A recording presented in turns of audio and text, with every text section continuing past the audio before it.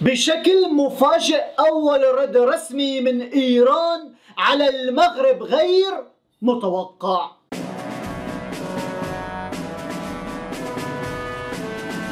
مرحبا، معكم بالبيس باسل شريك، ان شاء الله تكونوا بخير يا جماعه وصحه وسلام. بهذا الفيديو رح نحكي عن موضوع هام جدا يا جماعه. بهذا الفيديو رح نشوف اول رد رسمي من ايران على المغرب وماذا كان هذا الرد المفاجئ، وايضا عندنا موضوع هام حول الجزائر تريد ان تتخذ ايضا قرارا متهور. قبل ما نبلش فيديو لا تشتركوا بالقناه، فعلوا زر الجرس، تفضل دعما توصل، تحطوا لايك يا جماعه، خلي الفيديو ينتشر، خلينا بالجلسه.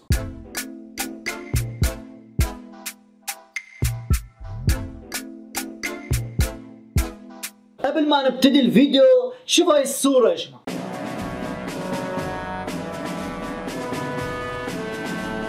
شو القصة؟ مؤشر هام على إعادة فتح الحدود البرية بين المغرب وإسبانيا.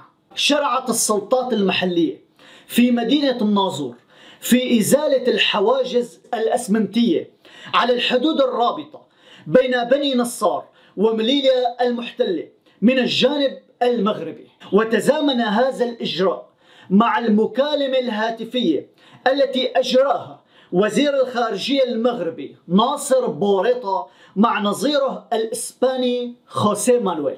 ويرى مراقبون أن هذه المكالمة الهاتفية التي جمعت ناصر بوريطة مع خوسيه مانويل وضعت حدا لتوتر بين الرباط ومدريد دام لشهور بسبب استقبال إبراهيم غالي على الأراضي الإسبانية.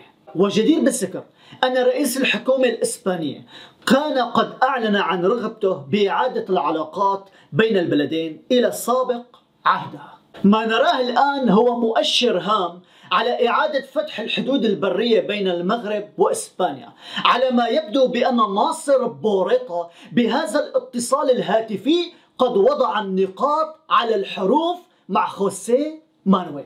نعم، المغرب سيد القرار، يقول لا عندما يريد أن يقول لا، ويقول نعم عندما يريد أن يقول نعم. هل انتهى الموضوع عند هون؟ الجواب هو لا.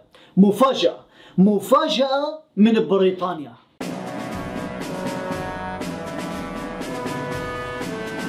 مجلة بي في الرائدة في مجال تجارة الطاقة الكهربائية، شركة حلول الطاقة المتجددة اكس لينكس البريطانية تخطط لربط المملكتين المغربية والبريطانية بكابل نقل لكهرباء تحت الماء سيكون الأطول عالميا تحت الماء بطول 3800 كيلومتر، وسيمكن الرباط من بيع الكهرباء الناتج عن الطاقات المتجددة للسوق البريطانية.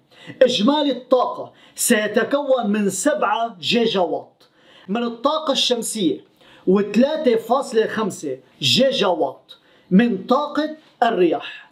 المشروع سيدشن بشكل نهائي بعام 2027.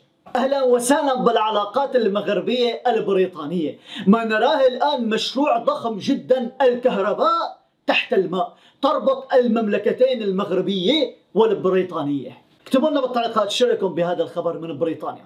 وهل انتهى الموضوع عند هون؟ الجواب هو لا. رمضان العمامرة ينتقل من قرار ويدخل بقرار، وها نحن الآن سوف نعلن عن موضوع يتم التباحث عنه داخل الجزائر.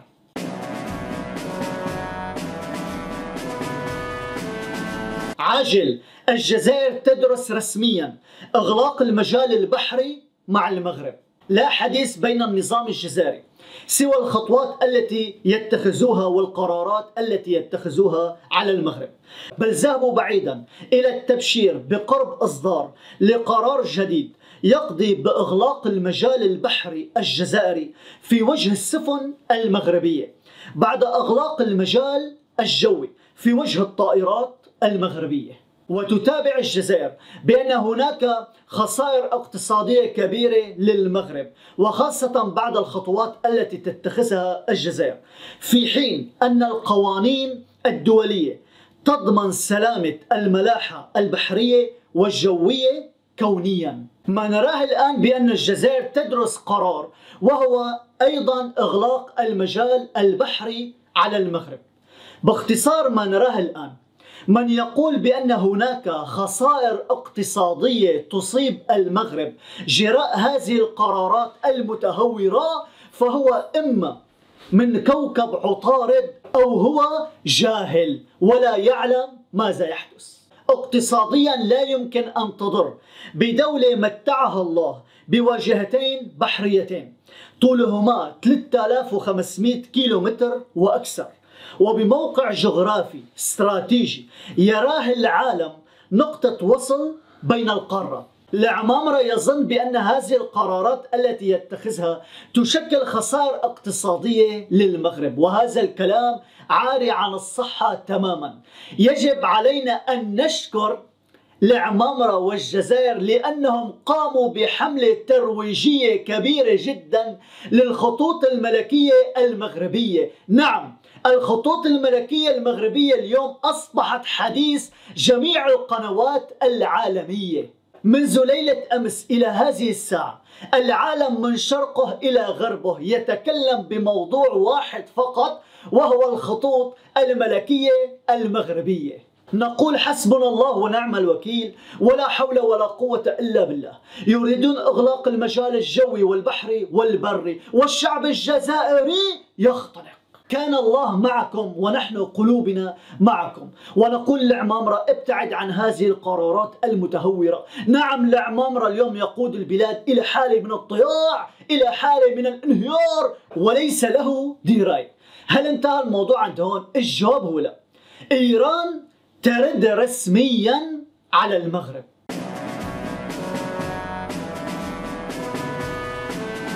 عاجل، إيران تتهم مسؤولا كان السبب في قطع علاقاتها مع المغرب في سابقة من نوعها، بعد أن أعلنت الجزائر إغلاق المجال الجوي، وبعد 3 سنوات من اتخاذ المغرب لقطع علاقاته مع إيران بسبب دعمها وحليفها اللبناني حزب الله، دعمها للبوليساريو.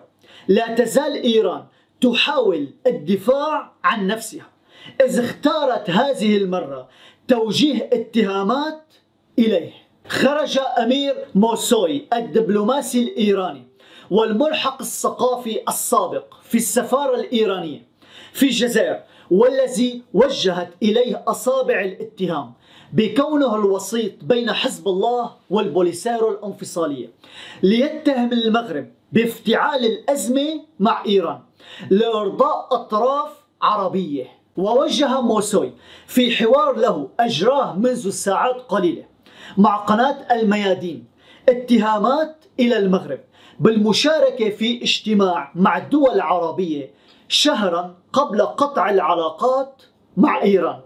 كان الحجر الأساس لكل ما حصل بعد ذلك، موضحا أنه بعد ذلك ب3 أسابيع حصلت تطورات مهمة على إثر هذا الاجتماع، وافتعل المغرب مشاكل أسفرت عن قطع علاقته مع إيران.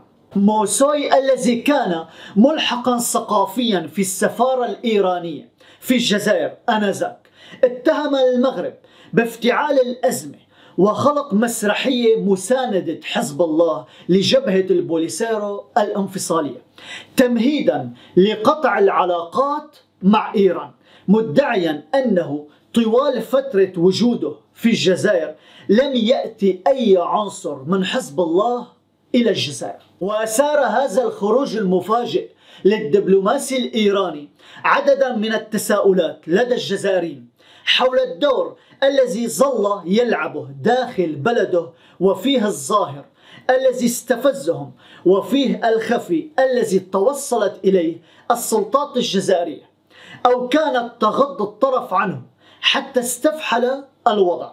لذلك كتبت جريدة الشروق أن مصادر رجحت أن تكون السلطات الجزائرية قد طلبت من إيران سحب موسوي بسبب المشاكل التي أحدثها في فترة إقامته في الجزائر.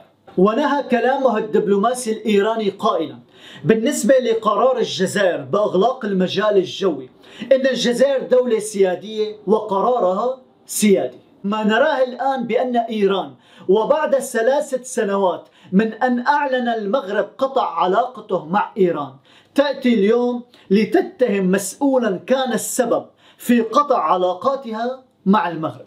اكتبوا لنا بالتعليقات شو رايكم بهذا الشيء، ونقول هنيئا للمملكة المغربية والمملكة البريطانية هذا المشروع الضخم. هنيئا لنا هذه الإنجازات المتتالية. نعم إنها المملكة المغربية، إنها الإمبراطورية العلوية الشريفة، إنه المغرب يا سادة. ويقصدنا لآخر الفيديو كل الحب. نشيدنا على الدوام ما قاله المولى الإمام أبناءنا إلى الأمام فكلنا فدى الوطن. يحيى الملك يحيى الوطن، يحيى الملك يحيى الوطن.